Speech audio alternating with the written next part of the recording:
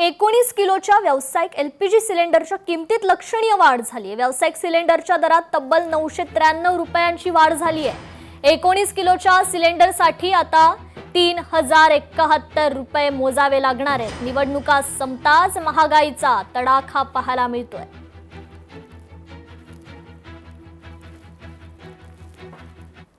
19 किलोचे जे सिलेंडर आहेत, कमर्शियल सिलेंडर्स आहेत, यावरती 993 रुपयांनी वाढ झालेली आहे। आणि याचाच मोठा फटका जो आहे तो अनेक हॉटेल्स, रेस्टॉरंट असतील, धाबे असतील यांना बसण्याची शक्यता आहे। खरं तर मी मुंबईतल्या हॉटेल्स आणि रेस्टॉरंट्समध्ये आलेली आहे।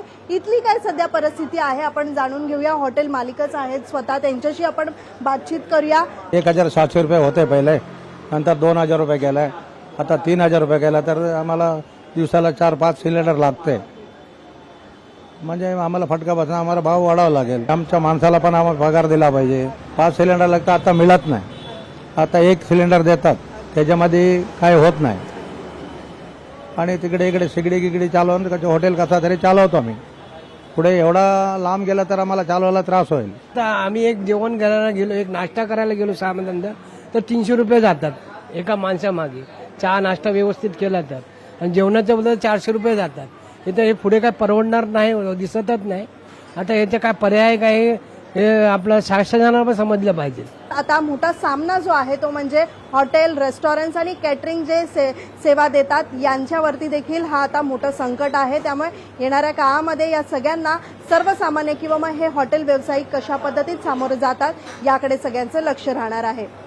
व्हिडिओ जर्नलिस्ट प्रतीक गुप्तासह मीनाक्षी म्हात्रे, लोकशाही मराठी, मुंबई।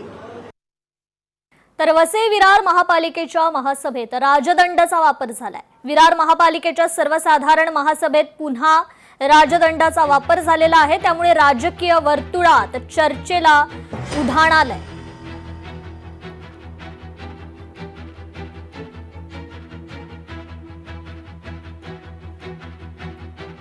सर्वसाधारण महासभेत पुन्हा राजदंडाचा हा वापर झालेला आहे। वसई विरार महापालिकेच्या महासभेत राजदंडाचा वापर पुन्हा झाल्यानं राजकीय वर्तुळात मात्र आता चर्चांना उधाण आलंय।